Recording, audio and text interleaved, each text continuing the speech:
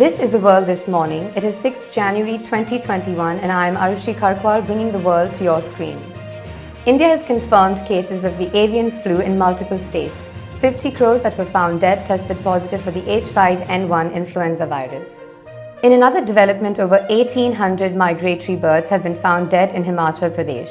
Samples of dead migratory water birds found at the Pongdam Lake in Himachal Pradesh have tested positive for avian influenza or bird flu as well. The virus has spread to 5 states: Rajasthan, Madhya Pradesh, Gujarat, Himachal Pradesh and Kerala. The government of India has put out a high alert to control the spread of the virus. The number of new daily coronavirus cases has topped 60,000 for the first time since the pandemic started. According to UK government figures on Tuesday, the number of people who tested positive was 60,916.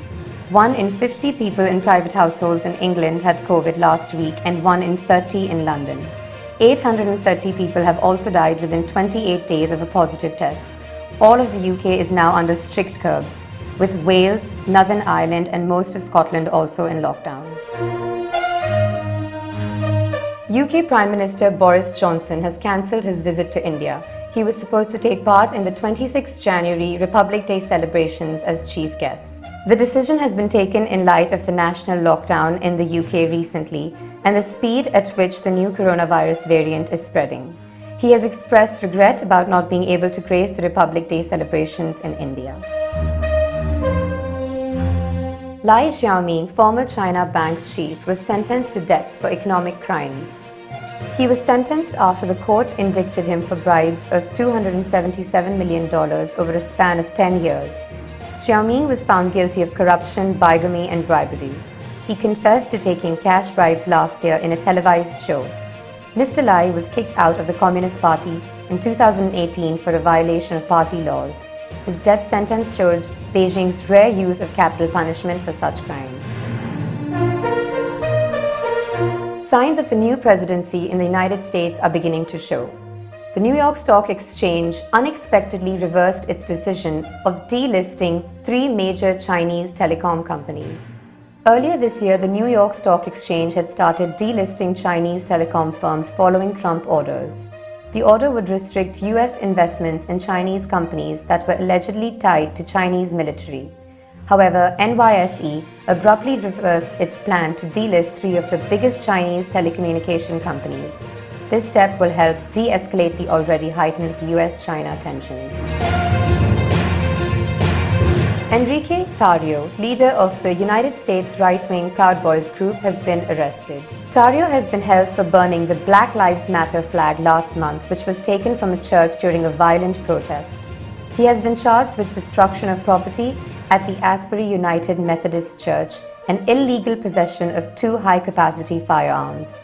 Washington police has warned the public that anyone carrying firearms would be arrested. Bolivian president promises assistance to victims of record-breaking flood. The city of Sucre was hammered with an unprecedented amount of rain and hail that culminated in deadly flash flooding. 4 people lost their lives in the disaster and a dozen were hospitalized. President Luis Arce released a statement on Twitter extending his condolences to the family who lost their loved ones. The Vice Ministry of Civil Defense is assessing the damage and coordinating the necessary care activities. Canadian Prime Minister Justin Trudeau has said that every citizen in the country can be vaccinated by September 2021. 500,000 doses of Pfizer, BioNTech and Moderna vaccine have been delivered to Canada. The federal government of Canada aims at delivering more than 1 million doses by the end of January. Trudeau announced that the first ones receiving the vaccine will be citizens of the country they are made in. He has been criticized by the opposition for not ensuring Canadians priority access to the vaccine. Panama will begin receiving COVID-19 vaccines starting January 18th.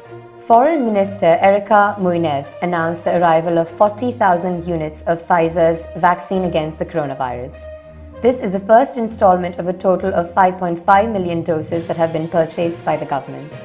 In the first quarter of the year, 450,000 doses are scheduled to arrive. Priority will be given to the nation's healthcare workers and the elderly. Indonesia is going to start its COVID-19 vaccination drive on January 14. Medical workers and public officers will be the first to take the shot. The health minister said that President Joko Widodo and his cabinet members will initiate the vaccination program by getting the first shots of China's Sinovac biotech vaccine on January 13. Indonesia has received 3 million doses of the Sinovac vaccine named CoronaVac. And for all you pineapple lovers out there, don't throw your pineapple waste away. Malaysian research team turns pineapple waste into disposable drone parts. Malaysian researchers have developed a way to transform fiber from discarded pineapple into a strong material that can build frames for aircraft and drones. They have been trying to find sustainable uses for pineapple waste generated by farmers. If the drone is damaged, the frame could be buried in the ground and would degrade within 2 weeks. Thank you for watching. Stay tuned to Democracy News Live as we bring to you the latest updates.